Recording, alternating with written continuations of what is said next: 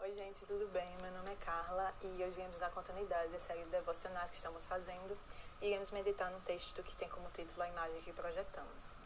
E esse texto ele tem como divisa o Salmo 95 nos versículos 6 e 7, que diz assim: Vinde e adoremos e prostremo-nos, Ele é o nosso Deus. Estamos perdendo elementos importantes de adoração em nossas igrejas? Fala da oferta genuína e sagrada, nós mesmos ofertando a adorarmos o Deus e Pai de nosso Senhor Jesus Cristo.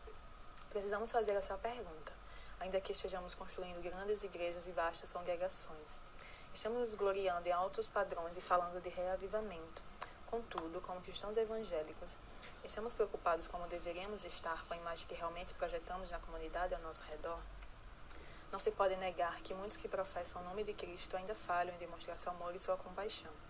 Deveria chamar nossa atenção o fato do tão citado Jean-Paul Sartre, que foi um filósofo francês, descrever sua entrada na filosofia e na desesperança como um afastamento da igreja secularista. E a sua acusação foi: eu não reconhecia no Deus em voga que me fora ensinado, aquele que esperava por minha alma. Precisava de um criador e me foi dado homem de negócios. E Tozer ele termina esse texto com uma pequena oração que diz assim: ó Senhor, convença-me por teu Espírito Santo, se estou professando uma falsa impressão de ti para outros. Expressa teu amor e compaixão por meio de mim, de modo que outros sejam atraídos a ti. E com isso, a partir desse texto, eu trouxe alguns questionamentos, que a gente pode extrair dele. E o primeiro é: a nossa adoração está sendo verdadeiramente dedicada a Deus? Precisamos fazer uma autoavaliação das intenções de nossos corações para vermos se de fato o que estamos entregando a Deus é genuíno. E eu trouxe dois versículos na verdade, e o primeiro se encontra lá em Jeremias 17, no versículo 10, na parte A, que diz assim: eu, Senhor, examino o coração e provo os pensamentos. E lá em Isaías, no capítulo 29, versículo 13, vai dizer assim: portanto o Senhor diz, este povo fala que me pertence, honra-me com os lábios, mas o coração está longe de mim. A adoração que me presta não passa de regras ensinadas por homens. Então, a primeira coisa que a gente precisa entender é que Deus sabe de todas as coisas. A gente pode até externar uma adoração piedosa, mas a gente precisa ver se no nosso coração, internamente, aquilo está sendo entregue a Deus. Se, de fato, a gente não, como ele mesmo fala, estamos só honrando os seus lábios, mas os nossos corações estão totalmente afastados dele.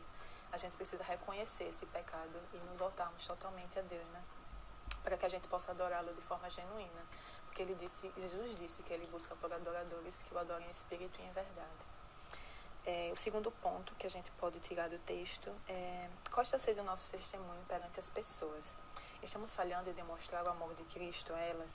E lá em Mateus, Jesus ele vai falar, Mateus capítulo 5, que nós somos o sal da terra e a luz do mundo, que nós servimos para salgar, para fazer a diferença, e servimos para brilhar, para iluminar onde antes tinha escuridão.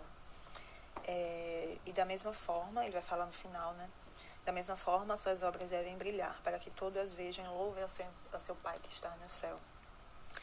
E lá em Filipenses, no capítulo 1, nos versículos 27 ao 30, ele vai falar que o mais importante é que nós vivamos em nossa comunidade de maneira digna das boas novas de Cristo. Então a gente precisa... ele continua falando, então quando eu for vê-los novamente, ou mesmo quando ouvir a seu respeito, saberei que estão firmes e unidos em um só espírito e em um só propósito, lutando juntos pela fé que é proclamada nas boas novas.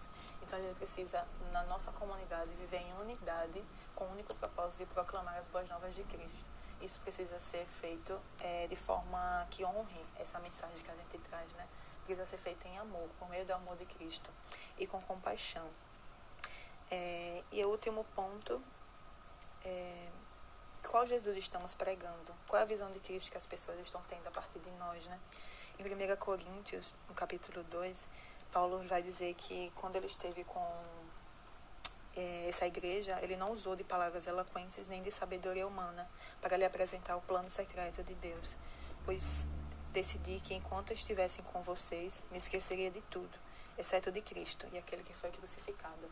E a mensagem do Evangelho é simplesmente essa: é Jesus Cristo e Ele crucificado e ressurreto. Então, essa é a única mensagem que a gente deve passar para as pessoas.